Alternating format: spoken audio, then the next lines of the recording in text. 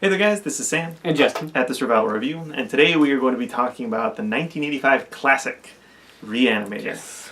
This is one of my favorites. Oh yeah. I love this movie. So great. Honestly, when you told me we were like gonna maybe do this one along with some of the others that we're planning, I was like, we haven't talked about that already? Mm-hmm. Because this is just a movie that like I've seen it countless times and it never gets old. This is also the start of a little series we're doing where we're going to be talking about H.P. Lovecraft adaptions from filmmaker Stuart Gordon. And yeah, Stuart Gordon is very well known for his adaptations of H.P. Lovecraft. He's adapted a few other people, like he did like a Ray Bradbury thing that's apparently kind of good. Never seen that. But the movies we know him for are his adaptations of H.P. Lovecraft stories. And he did 4 of them. We're going to talk about 3 of them. Yeah. And the most well-known one is Re-Animator. Yes. So the plot revolves around 2 kind of main characters. We have our guy Dan Kane, who is a medical student. We have another medical student by the name of Herbert West, who is a little bit weirder. Yes. He's a strange dude. So the opening of the movie is actually on Herbert West in Sweden or some European country with his original teacher, mentor guy, who is currently convulsing and freaking out and going crazy, and everybody, all the people in the hospital are going in to check and see what's happening, and Herbert West is on top of him. He's like, oh my god, this guy's fucking eyes are gouging out and his head is exploding and he's screaming in pain. People are like, you killed him. And he's like, I gave him life. You killed him. No, I did not. I gave him life. That's when you know the movie is just gonna be ridiculous the whole way through. Oh yeah. And that's what's great about this movie is it's more of like a horror comedy than just an all-out horror movie. It's a complete like splatterfest, ridiculous movie, kind of in the vein of like a Dead Alive, which we've talked about in the past. It saves me the trouble of having to send for you. You'll never get credit for my discovery. Who's going to believe a talking head? Get a job in a sideshow. I'd say it's even more of a comedy than a horror movie. Yeah, it is. Yeah. Basically, Herbert West has developed this thing that can actually give people life, can actually bring them back to life. Well, the problem is he hasn't perfected it yet, and when he injects them with it, it just makes them go rabid and crazy, almost zombie-like, just like going nuts. Yeah, completely violent and over the top, and also just like in grueling pain. Yes. So they're always screaming, and it's a creepy concept, and it works really well. He ends up staying with Dan in his house, so Dan ends up getting wrapped up into this whole thing with his fiancée as well, and they all get wrapped in this whole thing because he's trying to make this work, and if he gets that to work perfectly, they've cured death basically, and that's a big deal. So it's kind of a big thing, and that's where the movie kind of delves into the idea of like addiction, which is kind of a common theme with these movies. Yeah, there's really many points where they should stop and go, this is a horrible idea. Obviously the human dosage factor is unknown. Increasing the dosage 20 cc's of reagent. Herbert, let's go! No! And it becomes like almost farcical, like just how ridiculous things get throughout the movie. Because Herbert is insanely determined, willing to do anything for his experiments. Yeah, right off the bat, he kills Dan's cat. Yeah. Because they start living together, and he needs something to do his experiments on, so he kills the cat. And the character of Herbert West is this really like cocky, weaselly dude, and he's really full of himself and smarmy and very sarcastic. You drugged him and reduced his vital signs. You lowered his body temperature. He couldn't have been dead. Do you agree that he's dead now? Like we said, very determined to get what he wants. Yes. He is, of course, played by Jeffrey Combs in his most iconic role. Yes. And Jeffrey Combs, just in general, is a great freaking actor. I know we talked about him in Frighteners, which he's phenomenal in, but this is the role he was meant to play. Yeah. In just about every movie he's in, he's the most memorable part. Yeah. And that's no different here. Yeah. It's just, at least this time, compared to some of his other movies, he has a great movie around him, too. Yes, he's very much a B-movie actor, so a lot of the time, him being the best part of the movie isn't that difficult. But in this, there's so much going on in the movie that's great. For him to be the best part of it is pretty impressive. Yeah, definitely. What's great about this movie is this is the kind of movie where everything just escalates and gets worse and worse. Like I said, it becomes farcical pretty quickly, actually, because worse decision after worse decision after worse decision, along with some really screwed up people. Yeah, like Herbert and Dan sneak into the morgue to do some experiments.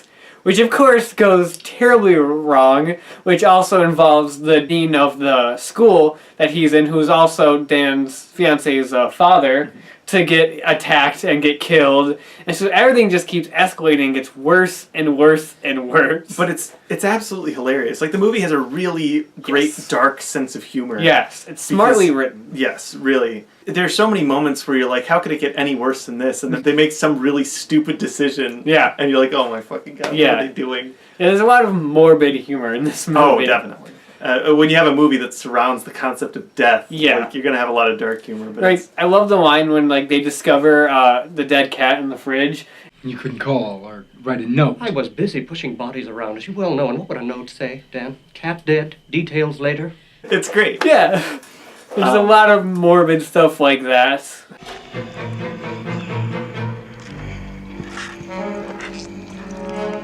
The movie has really great score as well. Really awesome soundtrack that complements the movie well and just adds to the zaniness of the film.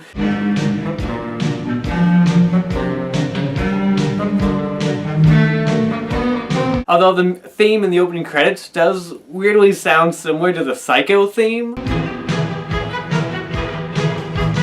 So that's a little weird. Then in the movie, one of the main teacher characters, finds out about this and starts to blackmail Herbert and to basically give him the formula and he can make this whole thing his own. So Herbert has to kill him and cuts off his head and then decides, I've never reanimated body parts before. Oh, this will be a great idea. Yeah. And it plays out kind of how you might expect. Yeah, he remakes the head, and the head becomes the main villain for the last half of the movie. And it's just great. Well, the head and the body as well. The body as well. Just the great scene when the body has to sneak into the morgue, and he has the fake head over him. Yeah, and the guy's just is the head is trying to tell him where to go when they're in the hospital, but then he's got to sneak past the guard, and the guard's just got his dirty magazine in front of him. Yeah. He's like, "Is that you, doctor?" And him muffling back, like, "Is that you, Dr. Hill?" Yes, it's me. This is one of those movies that I recommend to absolutely anyone who hasn't seen it. Yeah. I mean, there are going to be people that hate it if they're squeamish. Yeah, this movie doesn't hold back. No, it's not subtle in the slightest. But God, there are not many movies that I can rewatch for dozens and dozens of times and still get laughs out of it. Yeah, and this is one of them. And it's a quick watch too. It's like an hour and 25 minutes, and it moves at a fast pace. Yes. No scene is wasted in this movie. Not at all. And the effects are, for the most part, incredible. Yeah. There's a few cheesy ones, especially with the cat at the beginning. Get out of here!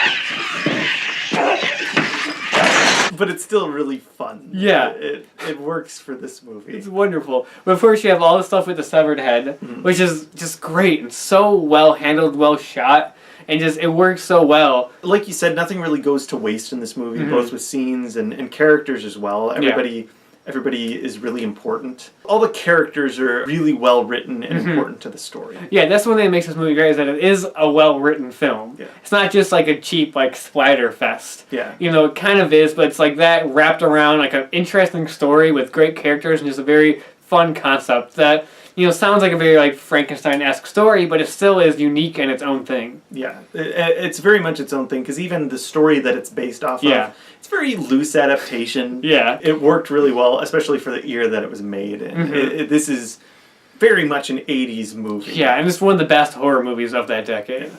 One of the most iconic scenes in the movie does involve Barbara Crampton's character. Yes, I feel bad for Barbara Crampton. Yeah. She's a great actress, and she had to do some pretty depraved things in these movies. Yeah, I can't imagine her reading the script and being like, okay. Oh, great. This is the kind of movie I'm a part of. Okay, a severed head gets to go down on me. Okay. Great. Yeah. Because that's a Classy. that's one of those scenes that like a lot of people just remember this movie for. Yeah. Is that one scene. There's a great movie around Oh it yeah, too. yeah. There's That's so not many the other only thing. memorable scenes in this movie. Yes. Especially the climax that just goes like batshit crazy, Yeah. where everything comes to life in the morgue and is fighting off Herbert and Dan, and just it's nuts. It's completely over the top. Yeah. And one of the most entertaining things you'll ever watch. Oh yeah, easily. So out of 10. So out of 10, I'm almost tempted to give it like a 10 out of 10, but I don't throw that around very easily. Yeah. It's a very close to perfect movie for me. So I'm going to give it a 9.5 out of 10, I'd say. I don't like doing the 0.5 either, but it's slightly above most 9s that I give it. Yeah, I agree. 9.5 as well. Like, it's hard to find, like, many legit faults in this movie. It's just such a fun, wild, insane movie that is so memorable. One of the best films of the 80s. Oh, yeah, easily, yeah.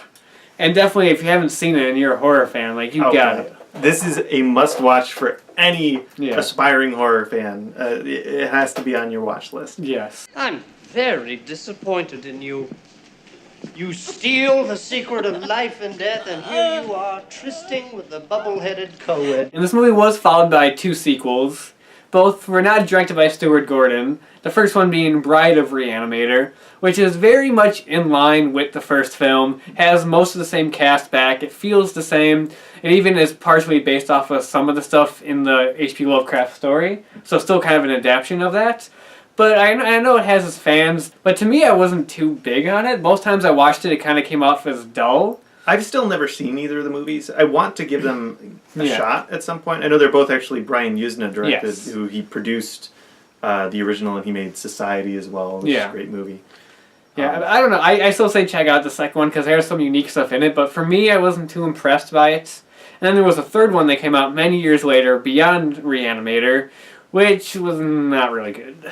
I don't really recommend that. There is, however, another movie that ties in really well with Re-Animator, in my opinion. Kind of goes hand in hand with Yes, it. it really does. It came out pretty much the very next year. Yeah. But we're not going to reveal what that is quite yet if you somehow don't know. It's pretty obvious, but if you don't know. It's pretty obvious.